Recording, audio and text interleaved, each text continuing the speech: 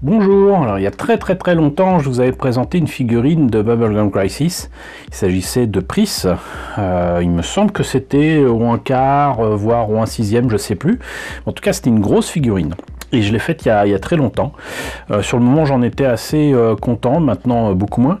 Mais reste que là, tout à fait par hasard, je suis retombé sur un carton avec dedans quelques belles surprises, puisque j'ai enfin retrouvé mes figurines au 1/8 de Bubblegum Crisis.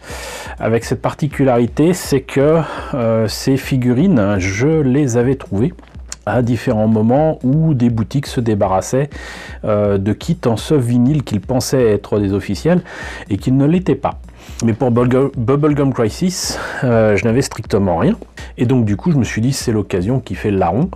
Et voilà, il me semble que dans une de ces boîtes, j'ai aussi une version en résine de Pris, mais reste que je suis ravi d'être tombé dessus, parce que j'avais oublié que j'avais commencé à monter certaines d'entre elles. Donc je me suis dit que ce serait l'occasion de revenir sur ce sujet, d'autant que au moment où je vous ai présenté Pris, je faisais pas de montage vidéo, donc là je vais pouvoir accompagner ce sujet de quelques images bien vues autour de Bubblegum Crisis, et vous rappeler que donc il s'agit quand même, mine de rien, d'une licence importante, même si elle a été oubliée en France, puisqu'elle fait partie des premiers titres de Heavy qui ont été importés en France en cassette vidéo, en sous-titré. Avec cette particularité, et ça je suis bien placé pour le savoir, puisque en fait avec mes amis d'Animart et Animeland, on avait importé en fait des cassettes alors c'était quoi, Animego si je me rappelle bien, et le truc c'est qu'en fait les cassettes n'étaient disponibles à un moment qu'en PAL. À l'époque en France, avec les magnétoscopes, beaucoup ne fonctionnaient qu'avec du SECAM, il n'y avait pas forcément beaucoup de PAL SECAM, et donc on a fait une commande spéciale en SECAM. Ce qui nous a été livré nous a permis de faire des ventes de vidéocassettes dans les tout débuts d'Animeland. Voilà, donc ça c'était quand même assez particulier, c'est-à-dire que vraiment, mais avant que le marché vidéo de l'animation japonaise en France ne se développe, il y a eu donc cette vente de cassettes vidéo de Bubblegum Crisis, par contre en sous-titré anglais. Ça fait également partie des titres de Kazé qui ont été parmi les premiers à sortir avec Lodos et d'autres titres comme ça, Riding Bean et de compagnie. Donc ça c'est aussi une particularité, que donc Bubblegum Crisis fait vraiment partie des premiers titres à être sortis et distribués en France en sous-titré français. Et en plus de ça, ça fait quand même partie des OEV, des animés japonais réservés au marché de la vidéo des années 80, qui ont permis la révélation de pas mal de talents, notamment au niveau du studio Artmic. Je pense évidemment aux motos transformables en armure que l'on voit dans Bubblegum Crisis et qui ont été développés par monsieur Shinji Aramaki. Il y a aussi, mine de rien, le Kara designer Kenichi Sonoda, qui va aussi travailler avec la première version, on va dire, les débuts du studio Gainax.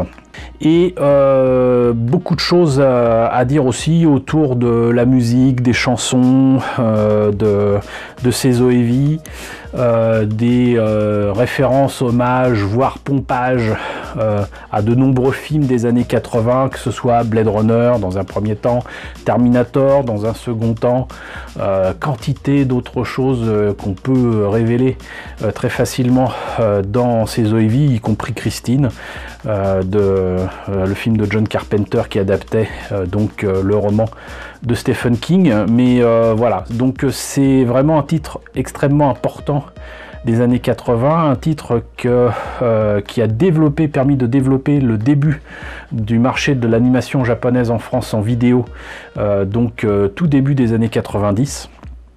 Et c'est vraiment dommage que ce soit complètement tombé dans l'oubli. En tout cas, moi j'oublie pas, et je suis vraiment content d'avoir retrouvé ces figurines. Je vous propose donc de découvrir les figurines les unes après les autres, boîte après boîte.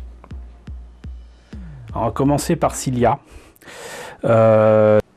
C'est, on va dire, la chef des Night Sabers.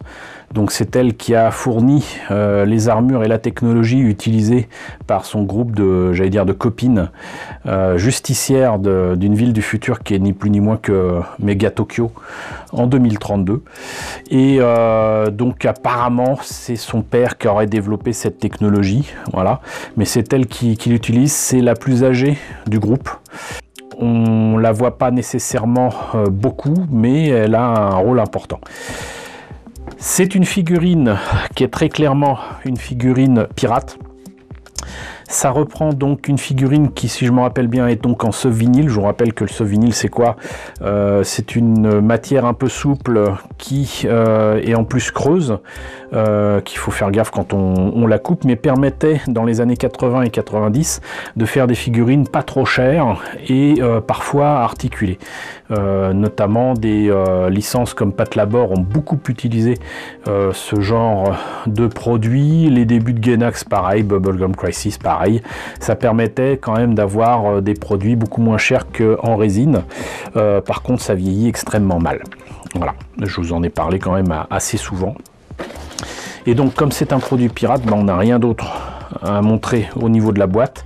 Donc du coup, on va regarder ce qu'il y a à l'intérieur.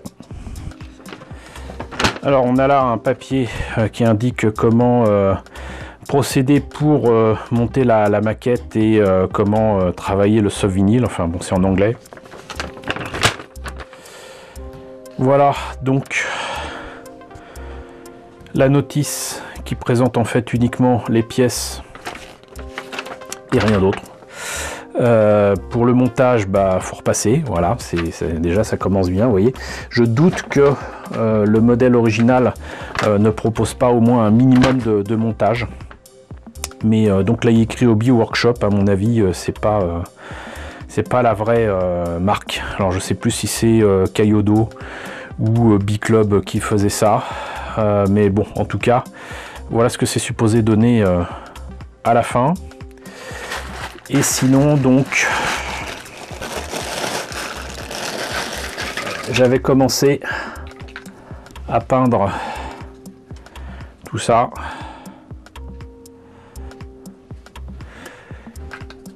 Et vous voyez donc c'est creux. Il y avait quand même apparemment donc, il y a toujours en fait la tête de Cilia qui est très ressemblante d'ailleurs. Son casque. Et donc toutes les pièces sont là pour faire la figurine au 1/8. Voilà, donc on va passer maintenant à Néné.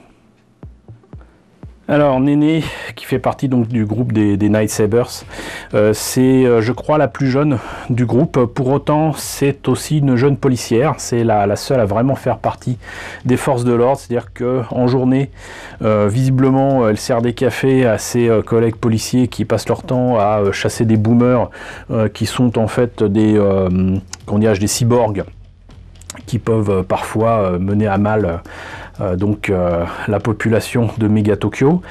Et puis donc dans la soirée, bah, elle prend son armure et puis elle combat avec ses copines. Voilà, donc la boîte ressemble quand même à une marque qui me semblait relativement connue pour ses exactions et justement ses produits pirates proposés un peu partout. Mais là je vois rien de marqué. Elfine peut-être, je sais plus. Mais en tout cas, voilà. Oui, on n'a pas beaucoup d'informations, vous voyez, là-dessus. Même les textes sont coupés à la j'en ai marre de vivre. Et on a juste la confirmation comme quoi c'était au 1/8. Là je pense que sur la photo est indiqué le prix en yens de l'époque, peut-être 8000. C'est tout à fait possible, mais c'est quand même assez étonnant. Je ne pense pas qu'une petite figurine au 1/8 en soft vinyle ait pu coûter 8000 yens, à savoir donc 80 € même à l'époque au Japon. Donc voilà, on va regarder à l'intérieur. Alors ici la liste des pièces, le résultat final, mais là au moins on a, même si c'est pas dans le bon sens, le verso de la page indiquant comment au moins emboîter les bras et les jambes, comment faire la tête et le casque, comment emboîter tout ça et coller éventuellement certaines pièces. Ce qui manquait quand même cruellement pour la maquette de Scylla, qui était pourtant dans une boîte beaucoup plus grande. Donc vous voyez, guère de différence avec ce que je vous ai montré tout à l'heure. Donc là aussi j'avais commencé à travailler les pièces et les apprêter. Donc ici on a les cheveux, le casque et la tête. Alouette doit être quelque part. Et bien visiblement je ne la trouve pas. Peut-être qu'elle est cachée dans une des pièces, mais j'en doute, donc du coup je n'ai retrouvé que ses cheveux. Voilà, bon c'est pas grave, au moins il y a le casque. J'en profite quand même pour vous montrer le défaut principal des pièces en soft vinyle, c'est à dire que vous voyez ça, normalement c'est supposé être droit. Voilà, donc ça typiquement c'est le genre de choses à reproduire en carte plastique ou en métal. Même là, si c'est pas totalement tordu, ça l'est quand même. Et ça c'est quelque chose qui est systématique avec les objets en soft vinyle. Voilà, donc on a fait le tour de Néné, toujours pas trouvé son visage, c'est dommage, mais on va passer maintenant à Lina. Alors même petite boîte que pour Néné, et même constatation concernant le texte, même encore pire que ça, vous voyez. Là, il y a quand même deux textes qui se superposent. Et c'est tout. C'est absolument tout. Donc sans plus tarder, je pense que tout simplement on va regarder à l'intérieur ce que ça donne. Alors, contrairement à Néné, au moins le document recto verso est imprimé correctement. Donc on a là la liste des pièces en présence, y compris des espèces de rubans qu'elle utilise en fait pour découper en rondelles ses ennemis. Pratiquement la même chose que pour Néné, avec donc les bras, les jambes, la tête. Et donc les rubans par contre qui sortent de derrière son casque. Et par contre là j'avais commencé non seulement à monter la figurine, mais également à la peindre. Et tout comme Pris, à l'époque j'essayais de trouver un moyen d'utiliser correctement le matériel qu'on m'avait mis à disposition à l'époque, donc à savoir les Gundam marqueurs. Et j'y croyais dur comme fer que j'arriverais à les utiliser correctement, mais ça n'a pas été le cas pour ce truc là. En tout cas à l'écran ça rend pas trop mal, mais je vous avoue que franchement va falloir tout reprendre. Voilà, mais j'ai ma petite idée sur la façon de m'y prendre pour retrouver justement le vert métallique un peu vert pomme que j'aimerais avoir sur cette armure. Mais bon, c'est bien avancé. C'est bien avancé, donc c'est pas abandonné, loin de là. Et j'ai fait en sorte de faire le casque ici et de lui faire tenir dans la main pour pouvoir utiliser sa tête, que je trouve assez jolie. Voilà, mais elle n'a pas, vous remarquerez qu'elle n'a pas ses rubans. Ce n'était absolument pas avec la maquette que j'ai achetée. Voilà. Et donc c'est dans cette boîte là que j'ai découvert que j'avais donc une figurine en résine de Pris. Donc on va passer directement à Pris. Et donc là avec Pris en résine, une fois montée et peinte, ça donnerait ça. Mais je vous avoue que je ne sais absolument pas d'où elle sort. Et que les formes proposées par cette figurine me semblent quand même assez étranges, à moins qu'il s'agisse de la version série télé de Bubblegum Crisis, puisque vous avez eu Bubblegum Crisis, donc les OEV des années 80, suivi immédiatement de la suite avec Bubblegum Clash. Et dans les années 90, il y a une espèce de reboot avec une série télé, avec un design quand même très différent de la série d'origine, et avec un design aussi, un méca design un peu différent également. Quoi qu'il en soit, donc là je n'ai que cette vilaine photocopie pour indiquer comment faire la figurine, en tout cas la montée. que c'est pas avec cette photo que ça peut m'aider pour l'avant, mais pour l'arrière, voilà. Et vous voyez donc que là par contre on a des pièces en résine, ça reste du 1/8e, hein.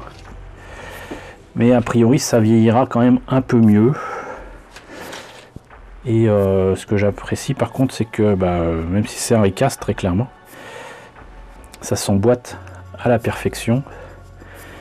Il y a des petites traces de jointure, mais franchement c'est pas mal du tout.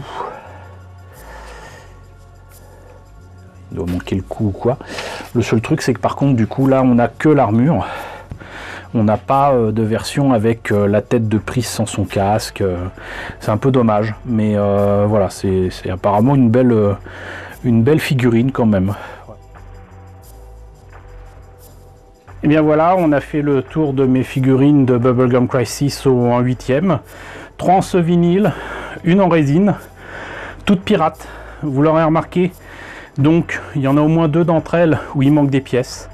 Et ça, c'était dès le départ. Maintenant, de toute façon, je les ai achetés vraiment à un prix ridicule dans une boutique, une des boutiques qui s'en débarrassait parce qu'ils ne savaient plus quoi en faire. Ça m'a permis aussi de voir qu'effectivement, c'est pas parce que c'est pas cher et entre guillemets pirate et recasté que c'est mieux, hein, loin de là. Quoi qu'il en soit, donc, faut tester pour savoir ce qu'il en est. Moi, je vous le dis. Éviter ce genre de produit. Pour autant, j'essaierai d'en tirer le meilleur dès que je pourrai continuer à travailler notamment sur l'INA. Et j'ai presque hâte de travailler sur la figurine de Pris en résine qui m'a l'air quand même assez sympathique. Voilà. J'espère que cette présentation de Bubblegum Crisis et de ses figurines vous a intéressé. N'hésitez pas à me dire ce qu'il en est dans la section commentaires, me dire si vous avez connu cette série d'Ohevi ou pas, par exemple. N'hésitez pas à liker, n'hésitez pas à partager, n'hésitez pas à vous abonner si ce n'est pas déjà le cas. Coucou aux nombreux abonnés qui nous ont rejoints ces derniers temps, bienvenue ici. Coucou aux grands anciens qui me suivent depuis bientôt 4 ans. Merci à tous de votre fidélité, merci à tous surtout de votre soutien. Je vous laisse avec le générique de fin avec les contributeurs de la chaîne sur Tipeee et sur Paypal. N'hésitez pas à faire partie de ces contributeurs, ça m'aide à faire vivre cette chaîne. Et je vous dis donc à très bientôt, peut-être pour la présentation de nouvelles figurines.